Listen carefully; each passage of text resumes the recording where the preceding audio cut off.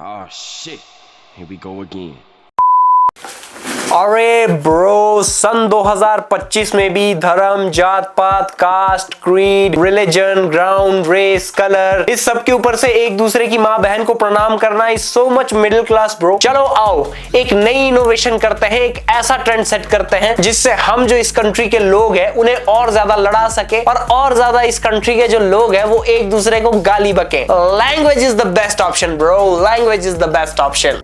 जैसे ही मुझे लगने लगता है ना कि इंडिया के लोग फाइनली अब डाइवर्सिटी में यूनिटी खोज रहे हैं, एक दूसरे के साथ जो वो डिस्क्रिमिनेशन करते थे कास्ट के ऊपर, क्रीड के ऊपर, ग्राउंड या फिर रेस के ऊपर या फिर रिलीजन के ऊपर, वो सारी चीजें अब सेटल हो रही है। वैसे ही साला कोई ना कोई थुसड़ नेता आके डिवाइड करने के ऐसे नए तरीके लेकर प्रकट हो जाता है कि उसके सामने साले अंग्रेज भी नंगा होकर उल्टा लेट जाए। अभी रिसेंटली जो तमिलनाडु के सीएम है एम के स्टालिन, जो कि डीएमके पार्टी से अपने संबंध रखते हैं और तमिलनाडु के चीफ मिनिस्टर भी है, उन भाई साहब ने अभी पार्लियामेंट में एक प्रपोजल रखा जिसमें जो रूपी का सिंबल है जो पूरे इंडिया में चलता है ये वाला, इसको तमिलनाडु में रिप्लेस करके ये वाला सिंबल चलाने की मांग की थी। अब भाई एक तो आजकल इस देश में जोक मारना इतना मुश्किल हो गया है ना, वरना मेरे दिमाग में जो खुराफात चल रही थी ना तुम इमेजिन नहीं कर सकते। अबे भाई तुम पागल वागल हो क्या? कभी पॉलिटिक्स की किताब जो 6 से लेकर 10 तक पढ़ाते हैं एनसीईआरटी बोर्ड वाले, उसको उठाकर कभी खोला है या फिर नहीं खोला है, या फिर ऐसे ही बस चिल्लाते रहते हो कि sir south India literate sir. भाई इंडिया दैट इज भारत, जो कि कॉन्स्टिट्यूशन से गवर्न होता है, उसमें ये जो कॉन्स्टिट्यूशन है वो पैन इंडिया लागू है। यहाँ तक कि इसके जो मैक्सिमम प्रोविजंस थे वो कश्मीर में तब भी लागू थे जब वहां पर धारा 370 रहती थी। अब तो एब्रोगेट हो गई, अब तो पूरा कॉन्स्टिट्यूशन वहां पर लगता है, बट स्टिल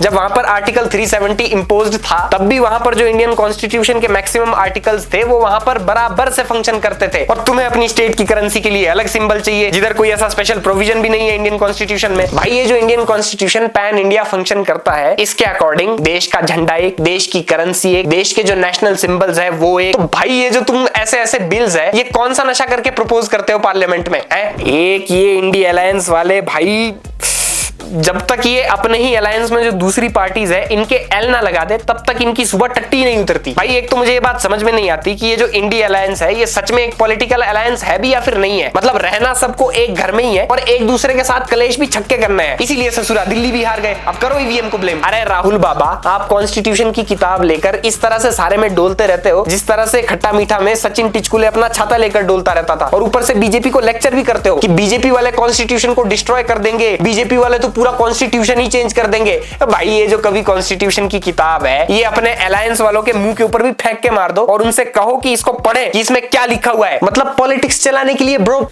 कुछ भी। ऐसा कहा जाता है कि जो ब्रिटिशर्स है उन्होंने इंडिया की जो पॉलिटिक्स है उसको रिकंस्ट्रक्ट किया और उन्हीं ब्रिटिशर्स की एक पॉलिसी थी डिवाइड एंड रूल करके। अब साला ये जो ब्रिटिशर्स का मचाया हुआ गू है ये तो साफ हो गया, बट वो जो इतना सा स्टेन था ना डिवाइड एंड रूल पॉलिसी वाला, वो साला कमोड में चिपका हुआ रह गया। और इंडिया की A to Z political parties, I am not even specifically talking about any political parties, India की A to Z political parties जो है वो इस स्टेन को साफ करने के बजाय उसको वहीं पर चिपका हुआ रहना देना चाहती है। और ये जो डिवाइड एंड रूल की पॉलिटिक्स है इसमें वो वाली पार्टी भी आती है जिसकी सीट सभी, खैर छोड़ो यार, अब जोक मार दूंगा तो फिर अभी क्या पता मेरे अगेंस्ट भी कहीं ना कहीं FIR हो जाए, तो भाई मैं सेफ खेलना चाहता हूँ। Yes, we have 100% literacy.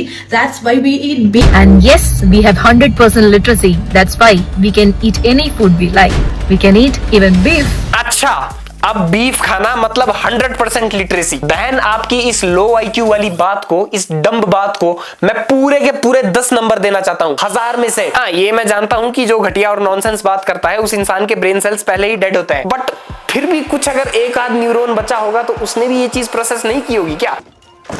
मतलब अगर घटिया बातें करने का या फिर सड़ी हुई बातें करने का कोई राजा भी होगा ना, वो भी इनके घर के ऊपर बर्तन साफ करता होगा। इनको तो भाई मैं ये भी नहीं बोल सकता कि इतनी घटिया और नॉनसेंस बात करने से पहले एक बार भगवान का तो खौफ खा लेती। बेचारा भगवान ऊपर खुद खौफ खा के बैठा हुआ है इनसे।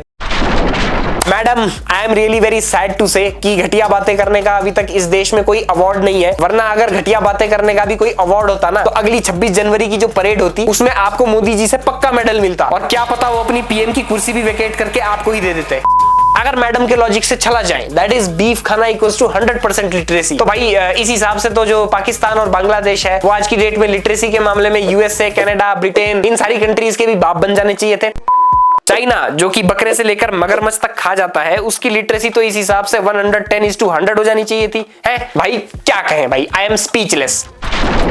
Sir, this is Karnataka. No Hindi, no English, only Kannadiga language. We are preserving our culture, sir. Karnataka में हिंदी और इंग्लिश में लगे हुए जो होर्डिंग्स है, बोर्ड्स है, उनको उतार दिया। मुझे समझ में नहीं आती ये बात कि अगर इसी तरह से चलता रहा, अगर इसी तरह से लैंग्वेज बेस्ड जो एक्सप्लॉइटेशन है वो लोगों का होता रहा, तो इंडिया के जो लोग हैं, जहां पर इतनी सारी लैंग्वेजेस बोली जाती है, हर 2-3 किलोमीटर बाद जो लैंग्वेज की टोन है, लैंग्वेज के कुछ जो शब्द है, उनको चेंज कर दिया जाता है। इस तरह से अगर लड़ने लग गए तो भाई इंसान तो अपने घर से बाहर नहीं निकल पाएगा फिर। मतलब अगर अपनी ही कंट्री के अंदर आपको ट्रैवल करने के लिए अलग अलग लैंग्वेजेस सीखनी पड़ जाए तो फिर तो भाई पूरी जिंदगी उसमें ही निकल गई। बिकॉज इंडिया में लगभग 270 मदर टंग्स है। तो इसलिए जो ये पॉलिटिशियंस वगैरह बोलते हैं, इनको ज्यादा सीरियसली मत लिया करो। इनको सिर्फ और सिर्फ पॉलिटिक्स से मतलब होता है एंड तुमको अपने आप से मतलब होना चाहिए। And that's it for this video. I hope you like this video and if you want to support me then give this video a like, hit that subscribe button and also share it with your friends. And if you want to follow me on my other social handles like Instagram and Facebook, then I have provided the links of the both below in my description.